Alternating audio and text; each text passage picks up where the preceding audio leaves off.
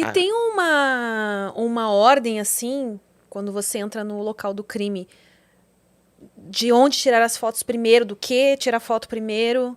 Sim. Então, assim, imagina eu chegando num local aonde não tem iluminação nenhuma na rua. A gente acabou de falar de emboscada, de escalada, como o cara entrou, se algum vizinho viu, não sei o quê. Até essa parte já é importante antes da chegada na cena em si. Então, você faz esse levantamento, que a gente chama de fotografação geral, que eu quero mostrar até o aspecto social da onde aconteceu o crime.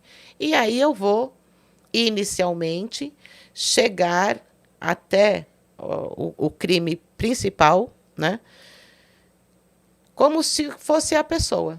Então, por onde ela entrou? Tentando refazer o caminho dela. Inicialmente a gente vai tentar fazer o caminho dela. Depois, com provas, a gente vai falar, realmente ela entrou por aqui ou não entrou por aqui, né? Então, eu vou fotografar tudo, tudo, tudo, tudo. Então, aqui, nesse prédio, tem 8 salas, mas o crime aconteceu aqui dentro. As outras 7 não é importante? Não, todas vão ser fotografadas. Porque eu não sei se você se trocou no andar de baixo, se você revirou a sala do lado, né? Então, existe uma fotografação que é um raciocínio lógico. Eu sempre falo isso, que qual é a minha função? Então, a minha função primordial é estar ilustrando a narrativa do perito. Então, tudo isso que eu estou te falando, o perito vai estar narrando. Para ficar mais fácil, você tem a narrativa e a ilustração.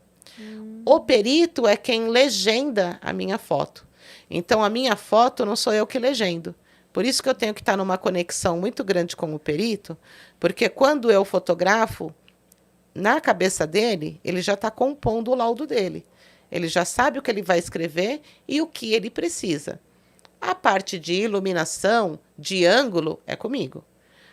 Apesar de que o ângulo, às vezes, é interessante para ambos. Porque eu posso estar vendo uma coisa técnica, fotográfica, que o perito está vislumbrando outra coisa. Ele fala, olha, eu quero que você pegue a fechadura e, ao mesmo tempo, aquela marca de mão. Entendeu? E eu não percebi. Então, essa conexão. E qual é, dentro então, dessa atividade fim, que é ilustrar o laudo, né? É dar uma melhor visão para a narrativa do perito. Eu preciso, com as minhas fotos, trazer as pessoas que são primordiais para esse crime, lá na frente, mas que não estão no local, que são os julgadores, são os promotores, são os defensores, é o juiz. Eu preciso trazê-los para essa cena. Então, numa ordem lógica, numa ordem bem amarradinho, tudo certinho, né? Porque exatamente aqui onde a gente está, se eu falar que aconteceu uma cena e que a faca estava no banheiro, exatamente nesse ângulo aqui, ninguém consegue visualizar a porta do banheiro. Para o juiz que está vendo aquilo, ele vai achar que o banheiro estava longe, estava em outro lugar. Se eu abrir um pouco mais, eu já consigo amarrar isso. Então, essa sequência lógica, fotográfica, que o perito vai estar narrando, para as pessoas que depois vão estar julgando, qualificadoras do crime, se ele se escondeu atrás de uma cortina, se ele se escondeu atrás do banheiro, que é uma emboscada, que é uma qualificadora, fica mais fácil para essas pessoas que não estavam lá visualizar e falar, estou entendendo. Eu estou entendendo. O perito, ele é por ofício, extremamente técnico. Então, ele vai narrar uma porta de folha dupla com uma fechadura digital acionada por... Seus peritos verem esse... Agora vão me xingar, né? Mas é verdade. Ele é técnico e quando você bate o olho na foto, Você fala, tá, entendi. Pra que tantas palavras, né? Que tá aqui na imagem. Né? Mas por Mas ofício... ele faz a parte dele, né? Poxa, por ofício ele é E técnico. pra mim, realmente, E aí tá lá o juiz lendo lá e falando assim, não se trata de suicídio, e sim uma simulação de suicídio, porque a corda no pescoço estava enlaçado assim, que eu também não vou falar para, né? Porque senão Não eu dá, vou dar né? a dica.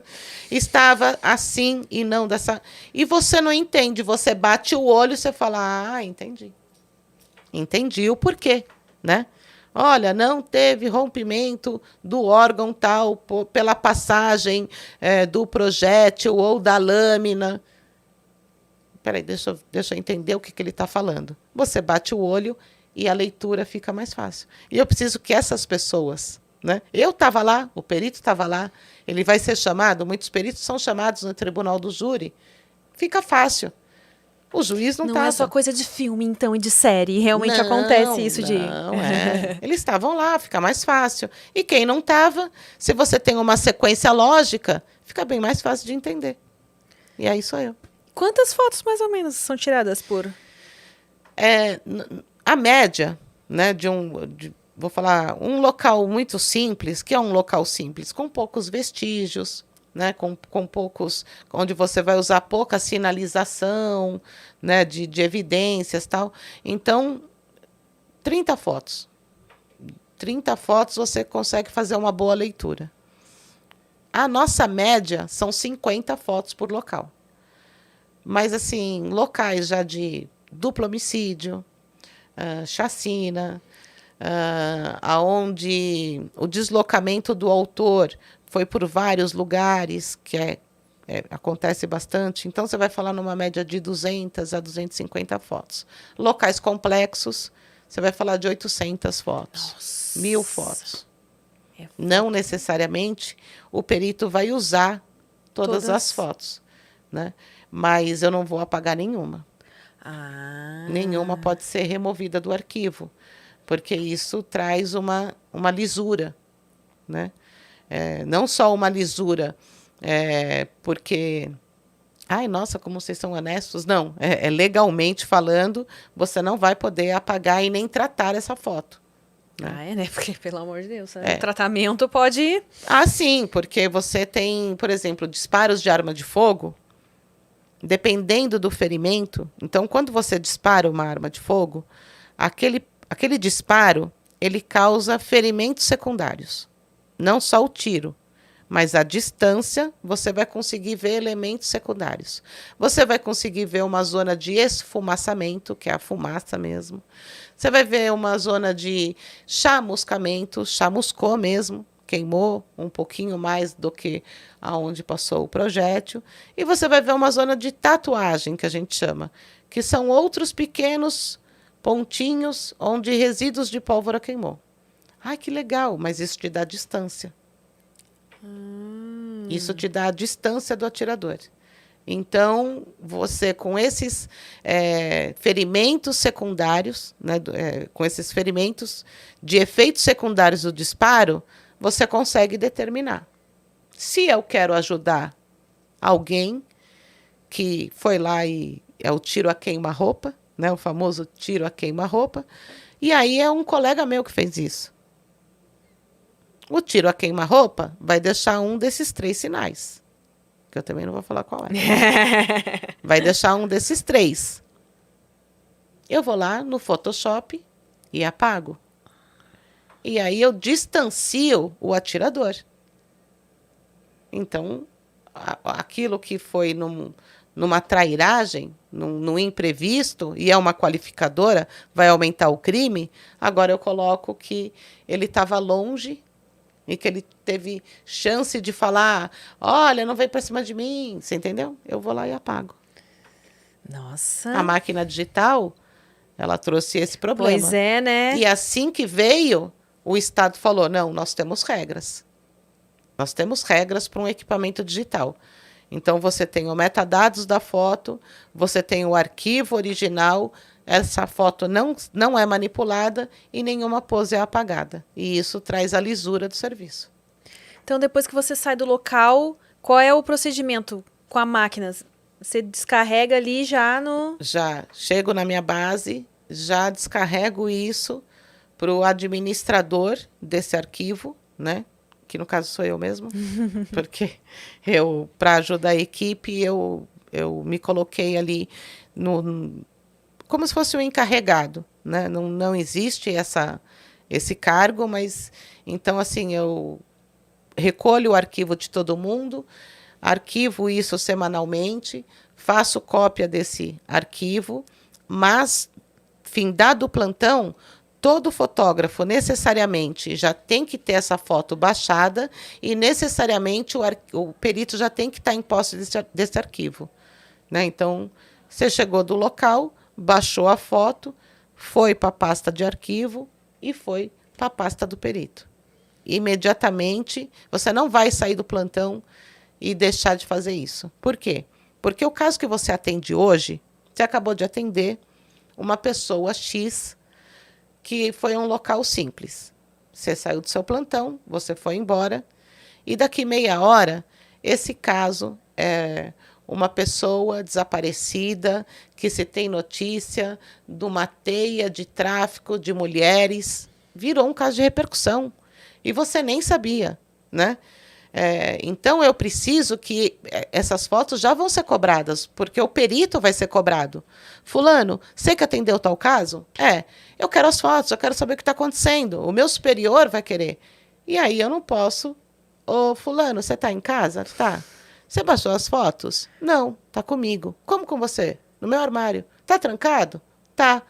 Puta, vem pra cá. Ah, tô em Atibaia. Ah, puta. Então, a gente não pode correr esse risco. Então, acabou o seu plantão, as fotos estão lá. Né? Ah, mas aí você vai ter que pegar minha senha? Não, eu não falei para você que está no arquivo também do administrador? Então, o administrador, sim. Essa pessoa que se encarregou de facilitar, falar, não, então eu vou lá e vou dar o arquivo, entendeu? E você trabalha sempre com o mesmo perito? Graças a Deus, não.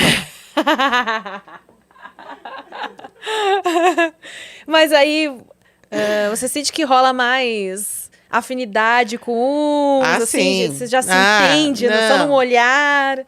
A equipe que eu trabalho hoje, eu não tenho problema em trabalhar com nenhum perito de lá. Ainda bem, não tenho problema em trabalhar com ninguém. Tenho os preferidos. Tenho os preferidos porque são pessoas que até na vida particular essa amizade se estende, né? A comunicação é bem melhor, né? E você também tem o fator, como é que eu vou dizer? Não chega a ser um fator, eu acho que é a energia mesmo, sabe? É a energia, né? Você Santo olha... bate mais com os que... Não, você... E é tanto o santo, né? Isso é primordial, como você bater o olho o perito e ele já entender. Você não precisa falar em voz alta alguma coisa que você notou no local que está muito errado, entendeu? E você não precisa alardear naquele momento, porque muitas vezes já tem um advogado no local, né? Tem o familiar que não sabe que quem matou foi o outro familiar, né? Então você não sai falando, né? Então, você bate o olho e tem perito que já captou, já entendeu que tem alguma coisa errada. Então, ele vai até te dar liberdade para você sair fotografando algumas coisas que você ainda nem conversou com ele. Mas ele vai falar, opa, a Thelma me olhou de um jeito diferente, eu confio nela. Eu sei o que ela está fazendo. E depois, numa oportunidade, você se comunica. Aí tem peritos que talvez você não tenha essa afinidade tão aflorada, que aí você tem que ir lá, falar, olha, o que você acha? Né? Porque tem gente ouvindo. Então, a afinidade, eu acho que é primordial. E por que é legal você não trabalhar só com um perito? Porque senão você cria vícios. Realmente, né? E na falta desse perito, você ou vai entrar no trabalho do outro, e isso não é legal, né? Então, eu estou acostumada a trabalhar com um perito que ele gosta que eu faça 3 ângulos diferentes da entrada principal. Aí ele saiu de férias.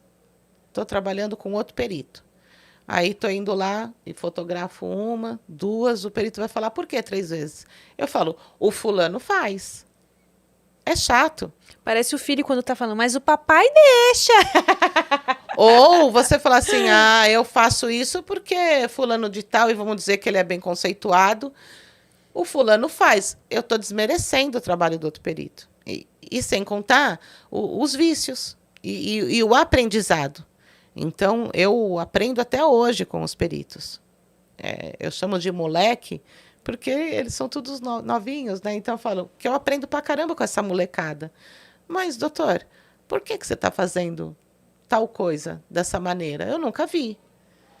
Porque eu vi num estudo científico que dessa maneira o resultado é melhor. E eu não sabia. Então, você está em constante aprendizado. Se eu ficar só com um cara, Vai eu estagnar, caio. né? Eu caio em vários problemas. Eu caio numa mesmice, eu caio numa zona de conforto muito, muito boa para mim, porque eu sei o que ele sempre quer, eu sei o que ele sempre pede. E eu também entro numa zona de risco muito, muito grande, onde eu não desenvolvo, porque eles nunca vão exigir de mim. Eu já estou acostumada a trabalhar com aquele cara, então ele nunca vai exigir de mim, entendeu? E aí você fica aquele funcionário mediano, né?